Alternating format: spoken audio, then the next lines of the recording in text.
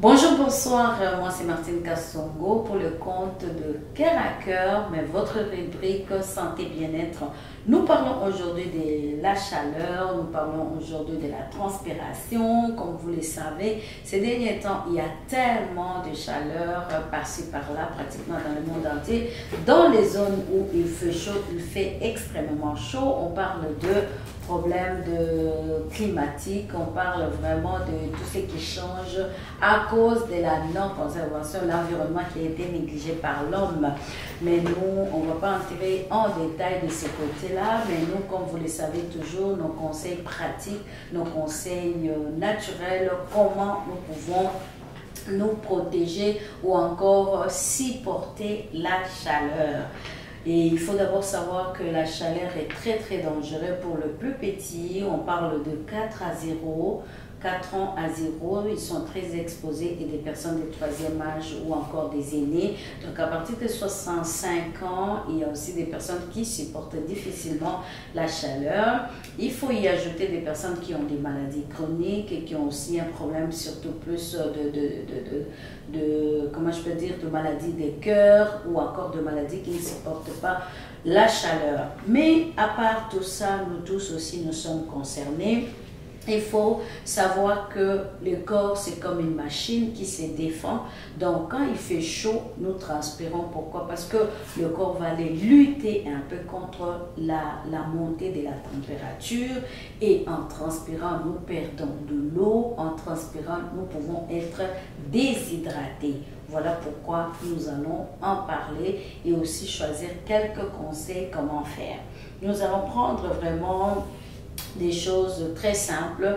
L'hydratation, c'est vraiment le moteur. Donc, l'hydratation, c'est le point qui va revenir tout au long de cette émission. Au travers de cette émission, nous allons parler de quelques mesures à prendre au niveau de la maison. Comment est-ce qu'on peut se protéger quand il fait chaud? Et moi, c'est des petits trucs que j'ai découverts en préparant cette émission aussi. Nous pouvons aussi voir comment s'habiller, quels sont les habits qui sont bons quand il fait chaud, quels sont les habits à éviter. Il y a parfois des nourritures ou encore de boissons qu'on va nous conseiller aussi à prendre et d'autres à éviter. Nous avons aussi un point culminant que je parlais, donc la transpiration des aisselles. Comment est-ce qu'on peut faire des petites astuces pour pouvoir peut-être ne pas complètement bloquer cela parce que c'est pas conseillé, mais comment vivre avec ou encore comment est-ce que diminuer cette sueur au niveau de nos aisselles. Donc ça fait un tour de notre série des émissions que nous allons avoir. Pour commencer, nous allons parler d'abord de la chaleur au niveau de la maison. Au niveau de la maison, il y a deux choses qu'on conseille. Donc, quand est-ce que vous pouvez ouvrir votre fenêtre? Quand est-ce qu'il faut fermer? Quand est-ce que vous pouvez ouvrir les fenêtres? On nous dit très tôt le matin, vous pouvez vraiment arriver votre maison, ouvrir, et au moment où le soleil ne reflète pas encore sur vos fenêtres ou encore ne reflète pas encore dans la direction de la maison, c'est des bons moments très tôt le matin. Vous pouvez ouvrir la fenêtre pour aérer et puis avoir de l'air frais. Donc, le fenêtre, vous pouvez l'ouvrir le matin, comme je l'ai dit, mais dès que le soleil apparaît, sachez-le, ça vraiment je l'ai constaté quand j'ai fait attention en préparant cette émission, c'est que le reflet sur le fenêtre, même si le soleil reflète sur vos fenêtres, ça va vraiment réchauffer la maison, plus que même les gens qui sont à l'extérieur. Donc, les fenêtres peuvent être ouvertes, mais sachez-le, il faut vraiment avoir des rideaux opaques pour éviter ou encore empêcher le contact de reflets de ces soleils-là sur les vitres ou encore les fenêtres. Mais mieux, quand la maison est rafraîchie dès le matin, vous pouvez complètement fermer et même on dit conseiller de diminuer plus les sources de lumière. Parce que les sources de lumière, il paraît même les ampoules ou encore allumer toute la lumière dans la maison, ça peut donner ou encore réchauffer la maison. C'est des petits trucs que vous pouvez faire. Créer un courant d'air. comment vous pouvez créer votre courant d'air, c'est-à-dire essayer de voir, par exemple, l'aération de la maison. Si vous avez une porte, disons, du côté de salle de bain qui donne au couloir, la cuisine qui donne de l'autre côté et salon, essayez d'ouvrir à chaque endroit pour que l'air circule. Quand ça vient, par exemple, du côté gauche, ça peut aller du côté droit, ça aide assez que la maison soit vraiment... et un peu de l'air naturel. Là, on parle vraiment de l'air naturel, on n'est pas encore dans le conditionnement d'air, mais vous pouvez les avoir, vous pouvez avoir votre ventilateur, vous pouvez avoir aussi votre climatiseur, mais là, vraiment, on parle d'abord de l'aération. Et toujours pour aider, humidifier votre maison. Vous devez humidifier votre maison. Comment? Il y a d'autres personnes qui vont prendre les habits, par exemple, mouillés. Il y a d'autres personnes qui prennent carrément des bouteilles qui ont des ouvertures, le mettre tout au long, par exemple, à côté de fenêtres ou encore à côté de là où circule l'air. Ça aide à s'évaporer parce que quand il fait chaud, il y a cette évaporation, mais du coup, ça aide un peu à arriérer votre maison. Éteindre de lampes inutiles, je l'ai dit, vraiment, sachez-le que toute source de lumière peut renforcer la chaleur dans la maison. Vous pouvez les éteindre pour éviter de faire cuire longtemps vos repas. Et d'abord, là, même quand on va parler de la nourriture, on parle plus des salades, de choses... qu'on ne chauffe pas beaucoup ou encore essayez de préparer quand il fait moins chaud et puis vous conservez peut-être comme ça, vous allez chauffer pas beaucoup de temps, ça vous évite parce que le fait que vous ayez encore une source de chaleur à la maison, c'est-à-dire quand nous utilisons nos micro-ondes, nos fours plus plaques, ça va chauffer la maison, ça ne va pas aider votre maison à pouvoir aérer et avoir quand même cet air qui passe l'air frais. Débrancher les appareils électriques, tirer l'électricité inutilement, machine à café, chaîne, stéréo, matériaux informatiques. On vous donne aussi cette astuce de pouvoir débrancher quand vous n'utilisez pas vos appareils et cela aussi va vous aider à consommer moins l'électricité. Vous pouvez aussi produire aussi inutilement les sources de chaleur, donc diminuer toutes les sources de chaleur. Comme on l'a dit, comme vous le savez, même les ordi, ils dégagent quelque part la chaleur quand ils se mettent à s'allumer sur tous les ordinateurs fixes. Vous pouvez le savoir, tout comme vous ne pouvez pas le savoir. La douche. On nous conseille aussi de prendre la douche tiède, pas chaud, pas froid. Pourquoi? Parce qu'à chaque fois, notre corps réagit par rapport à la température que tu l'exposes. Supposons que vous prenez une douche très froide et très chaude d'abord, vous pouvez transpirer tout de suite après et ça pourra toujours déséquilibrer la température du corps. Notamment aussi la douche froide, ça va vous rafraîchir en ces moments-là, mais tout de suite après, vous allez transpirer et le corps, pour réagir face à la chaleur en face du corps, va encore pouvoir faire plus d'efforts et transpirer. Donc, ce n'est pas conseillé. Matin, midi, soir, mettez votre douche, prenez de l'eau tiède pour votre douche. Rafraîchissez-vous en mouillant le front ou encore les avant-bras. Rafraîchissez-vous comme il faut. Moi, parfois, j'utilise vraiment ces sprays-là. Hein, c'est vraiment un spray de aloès qui est comme en liquide. Et je peux le mettre sur mon visage, je peux le mettre en plus de ça parce que ça m'aide aussi à hydrater de l'extérieur ma peau et me garder en santé. C'est vrai qu'on va en parler. L'utilisation aussi des crèmes solaires, très important, c'est très important. Donc, vous pouvez aussi humidifier un peu comme je l'ai dit. Il y a des gens qui vont prendre des serviettes ou des petites serviettes ou encore quelque chose en coton, bien les mouiller et puis par exemple le passer autour de votre cou ou encore au niveau du front, ça aide à rafraîchir un peu parce qu'on a vu que la température peut vraiment pousser le corps à monter. Et même on parle qu'il y a des températures qui peuvent pousser le corps aller jusqu'à 39 degrés et 0.5 et la chaleur peut vous créer la fatigue, la chaleur peut créer des étourdissements, la chaleur peut vous donner des maux de tête, la chaleur peut aussi vous donner la sensation de brûlure sur la peau, la chaleur peut aussi vraiment... il y a des personnes qui vont faire même des problèmes de circulation ou encore de problèmes de jambes lourdes. Donc, faites tout pour vous hydrater. Ventilez-vous, si vous ventilez, remplacez le ventilateur par un carton, c'est-à-dire prenez quelque chose, vous n'avez pas de ventilateur, vous êtes à un endroit. Donc, ces petits coups de ventilation que je me donne, ça peut m'aider à pouvoir supporter. Et vraiment boire. Buvez pas d'autres boissons, mais vraiment on va boire de l'eau. Boire de l'eau à temps normal, on conseille jusqu'à 1,5 litre, mais quand il fait chaud, vous pouvez aller au-delà. Pourquoi? Parce que le fait de transpirer, nous perdons de l'eau. Le fait de transpirer, en plus, vous pouvez aussi aller au petit coin ou faire pipi. Nous sommes encore en train de dégager.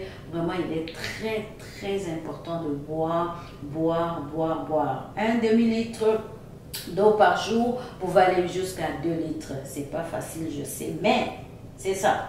Vous pouvez aussi boire des tisanes tièdes. Moi, je suis plus dans les tisanes tièdes que de l'eau parce que vraiment, moi, si l'eau n'est pas aromatisée, mais je m'aide. Si l'eau n'est pas aromatisée, j'ai du mal vraiment à boire beaucoup d'eau. Alors, je suis dans mes tisanes tièdes. Mais il y a des tisanes tièdes pratiquement qui sont bons, conseillés, notamment pourquoi je donne l'exemple de Tim. Tim, d'abord, votre tisane de thym vous aide aussi à contrôler tous les problèmes respiratoires. Nous savons que avec la chaleur, le changement chaud-froid, ça peut créer tous ces petits bobos-là.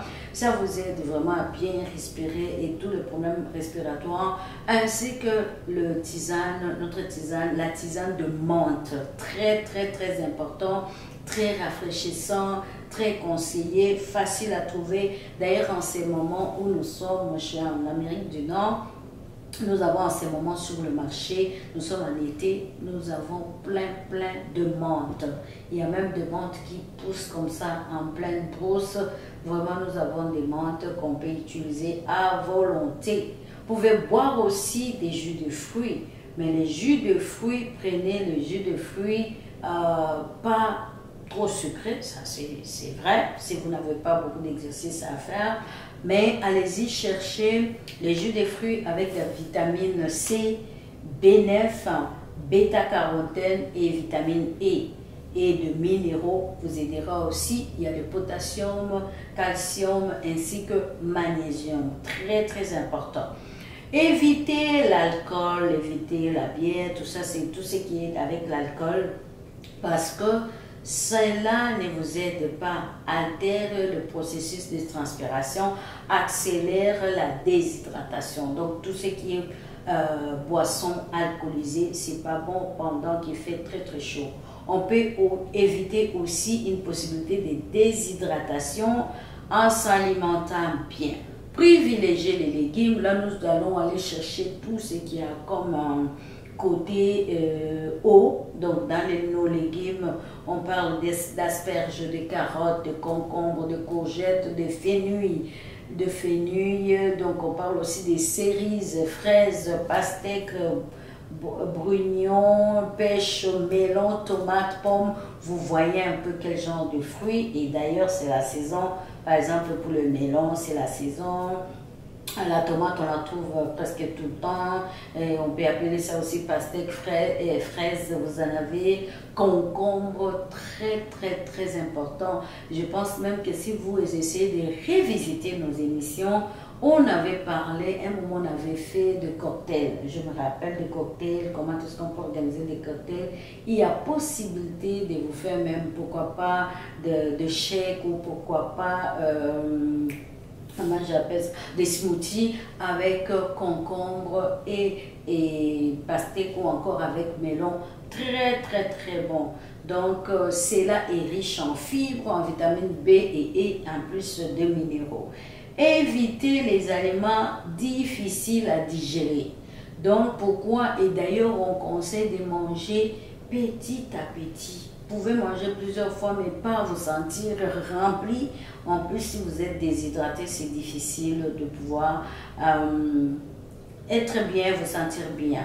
Donc, le plat en sauce, viande grasse, tout ce qui se digère difficilement, des fritures, le sucre, le bonbon, la pâtisserie difficile à digérer. Donc, ça vous donnera encore des grandes chaleurs parce que le corps travaille, le corps fonctionne pour pouvoir aider à digérer. C'est tout un travail pour le corps.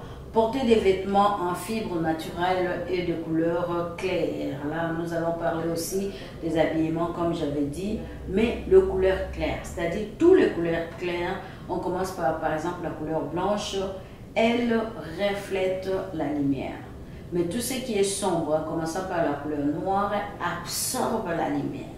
Donc, vous allez voir quelqu'un qui est habillé en noir ou en couleur sombre, la personne absorbe plus la lumière et la chaleur, il va plus avoir cette chaleur. Aussi, la matière dans nos habits, ça peut favoriser la chaleur ou encore diminuer cette sensation. Surtout pour les enfants, du côté des femmes aussi ou encore des hommes. Vos dessous ou encore vos sous-vêtements, il faut éviter tout ce qui est nylon. C'est des moments où des fibres peuvent gratter, c'est des moments où des fibres peuvent aussi vous faire pousser, pourquoi pas, ou des allergies ou quelque chose comme ça. Porter des vêtements amples, je crois qu'on a eu une autre émission, on n'a pas parler par exemple pour dormir, mais pendant cette période, porter quelque chose de léger et ample, très important. Renoncer aux antitranspirants. Je vais vraiment en parler quelque chose ici parce qu'on a une émission de suite dans comment est-ce qu'on peut nettoyer nos aisselles ou encore lutter la transpiration au niveau des aisselles. Mais sachez-les qu'on n'empêche pas le corps de transpirer.